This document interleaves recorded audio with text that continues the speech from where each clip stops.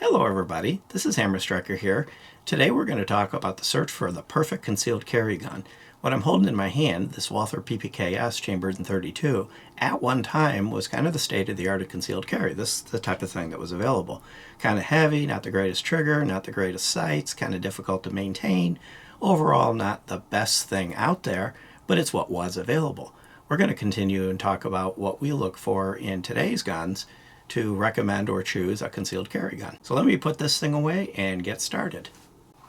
So since it's concealed carry, of course, the first thing you would look for is it concealable? Can you conceal it? Something like this Car P380 is definitely concealable, but it's kind of got a heavy, vague slide. It's got a decent trigger for a DAO. It's not a lot of capacity, and it's kind of not the most powerful round on the planet. So is this concealable? Yes. Is it the perfect concealed carry? No. I mentioned this wasn't the most powerful round, so let's get a powerful round. 50 AE. Definitely powerful enough, but look at the size of this thing. You're not going to concealed carry this. If you put this on your hip, you're going to walk in circles. So the most powerful round out there definitely meets that criteria, but it doesn't meet the concealable criteria.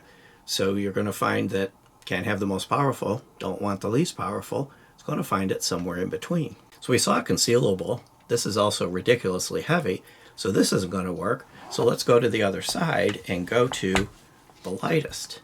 This is the lightest that we happen to have. There's others lighter out there, but there's this LCP, really super light, but the recoil management on this isn't the greatest. The trigger's not the greatest. It's difficult to get a hold of. It's really kind of small to fit in your hand. So the Ruger LCP is definitely not the perfect concealed carry gun. One thing is it kind of has hideous sights. Very difficult to see. They're not the worst I've seen, but they're definitely not all that good. So let's do something about the sights. Let's find some better sights. I've got this Walther Q4 SF.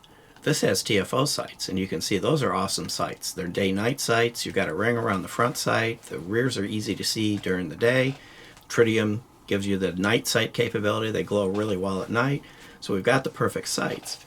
They're a little bit big because you've got a lot going on here. So the sights themselves are a little bit big. So you've got the fiber optic showing right there. Same at the front. So you're going to find that you're going to be able to put these on bigger guns, but you may have a little trouble if you're going back towards that small concealable light, but it does give you the very good sights. The other disadvantage to things like the TFOs is they tend not to come factory. You generally have to add them. And of course, these days, the big craze for concealed carry and just guns in general is Optic Ready. So I've got a Springfield Armory Hellcat Pro. It's got an optic on it. This one is a hex. These give you of course, it's kind of hard with the camera to see an optic, but you generally use your sights. You can also use the optic, but I've got this big thing sticking up off the top of my gun. At that point, I'm starting to lose some of that concealability and easy draw.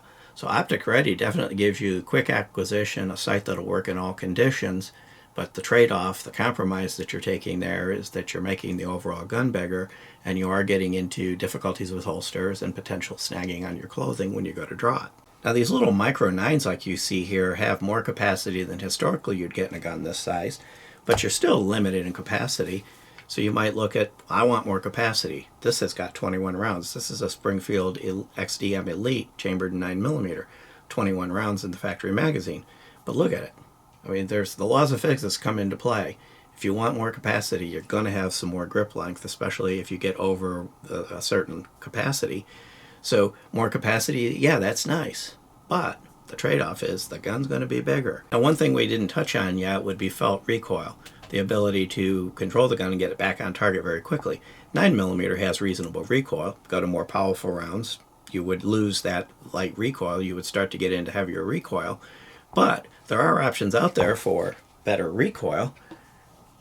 Something like this Ruger Mark IV, but unfortunately this is chambered in .22 LR, which is a rimfire cartridge. Rimfire cartridges, overall, the ammo itself is not particularly reliable. Yes, they'll get the job done, but you have a higher risk of a malfunction that you might have to clear. So try to stick with centerfire. You're going to have excellent recoil characteristics on this. In fact, the felt recoil on this is nearly non-existent. This and pretty much any other .22 LR out there. But now what you're losing is not only power of the round, but you're also losing reliability of the round. So I did mention reliability of the round. Well, what about reliability of the gun? These tend to be fairly reliable, but if you're going to do concealed carry, you're going to want a gun that just is legendarily reliable. These Glocks have a really good reputation for reliability. This is a Glock 19 Gen 5, but they come in a number of different flavors. But they're very utilitarian. There's nothing fancy on this. They're not pretty. They don't have the best features. They don't have the smallest, best concealability. They don't have the highest capacity for size ratio, but they do work no matter what one you pick. They work. When you drop them, they don't go off. They've dropped these things out of helicopters and they didn't go off. So if you're looking for legendary reliability, you might look at something like the Glock. Not to say other guns aren't reliable, but Glock's kind of just proven that track record. But you're giving up a lot of things that you might get in other guns that maybe don't have quite the track record or reputation, but they're giving you either more capacity, smaller package, lighter, or more features and capabilities. One thing that's also going to come into play, of course, is going to be accuracy. We kind of touched on that with recoil management, sights, and things like that. Trigger comes into play. Glocks have decent triggers. One nice thing about the Glock triggers is they're very consistent.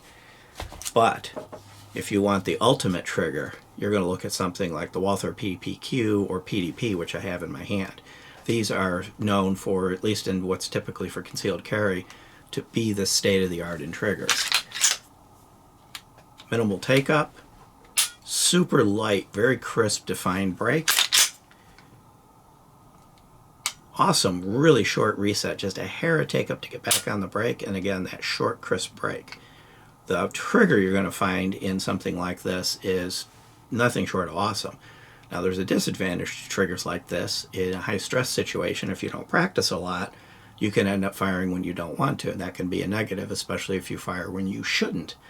So a great trigger is going to help you stay on target. It's going to help you be more accurate, but a great trigger can also help you get in trouble. So if you pick a trigger like this, something like the PDP, you're going to need to make sure you practice with it so that you can use it properly in all conditions. Of course, when you practice with this, you practice to keep your finger off the trigger till you're ready to fire. Practice that you don't do unintentional double taps. You can definitely enjoy a trigger like this and use it safely for concealed carry. You just have to work at it. Overall, this is the best trigger out of the box. Now, unfortunately, Walther is not currently making these guns in smaller footprints, especially in the super concealable. So you're going to end up with a slightly larger gun to get a trigger like this, just because they haven't chosen to go into that realm yet. One remaining consideration is if the gun malfunctions, how are you going to get it back in the fight? Can you rack it? Something like this Ruger Security 380 has a super light racking slide. Now, it happens to be chambered in a less powerful round, so there's the compromise.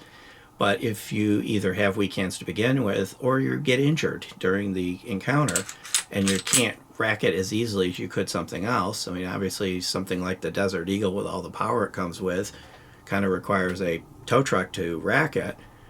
Something that can be racked very easily can help you ensure that you stay in the game if you have a malfunction, get an injury, or any other thing like that. So you might look at that, but you're typically going to find these light rack guns are either lower power calibers like 380. Yes, you can get guns like this in 9mm, but they're bigger. So you are straying away again from that super concealable, super light. You tend to be going a little bit bigger, a little bit heavier. So I showed you a whole bunch of different guns with different characteristics, and so now it's time to show what is the perfect concealed carry gun. What one gun has everything we talked about. Massive power, massive capacity, super light, no recoil, easy to rack, beautiful perfect sights. It's this one. There isn't one. There is no such perfect concealed carry gun. So it's going to come down to making a compromise. You're going to have to make decisions. You're going to have to pick characteristics and choose from those characteristics what makes the best concealed carry gun for you, because perfect doesn't exist. So my compromise is the Glock 26. That's what I've chosen. Other people are going to choose different things.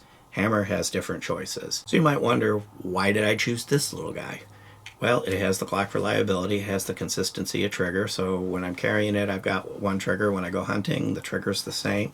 I happen to like the U-Dot sights. There's lots of availability. You can get tritium fiber optic sights for these. 10 rounds is reasonable capacity. I can shoot these well. They have reasonable recoil. The trigger is decent. It's not a PDP trigger. It's not the best trigger out there, but it's by far not the worst. So the compromises that I kind of factored through when choosing this is to get all of the reliability and the other characteristics that were important to me in a single package that got the job done. It's not the lightest, it's not the heaviest. 9mm is a reasonable round. It's not the most powerful round out there. Yeah, I could go bigger, go to old Glock 29, get 10mm, but now the gun gets bigger and the gun gets heavier. You can carry extra mags. The key to it is, I could even use this as a nightstand gun, but going back, the key to it is pick something that you can use most of the time. You are going to have to change the way you dress so that you can factor in the fact that you've got a gun that you've got to hide. So in the end, plan to compromise, pick the key characteristics that matter most to you, pick something that meets that, and of course there's no rule that says you can only have one. You may have two or three, one super concealed, super light that you give up the capacity, and one that's a little bit bigger that when you have the ability to carry more. And of course, something you shoot well. That's the most important thing. If you end up using this in a defensive encounter, you have to be reliable and you have to be accurate. If you can't be accurate and you can't be reliable with it, then you're going to cause more problems than you're going to solve. So overall, this was my choice. If you like our videos, please give us a thumbs up, share, subscribe, click that bell to be notified if you do. Check us out on Facebook, Patreon, Instagram, Twitter, Getter, Rumble, and now we're on Utreon.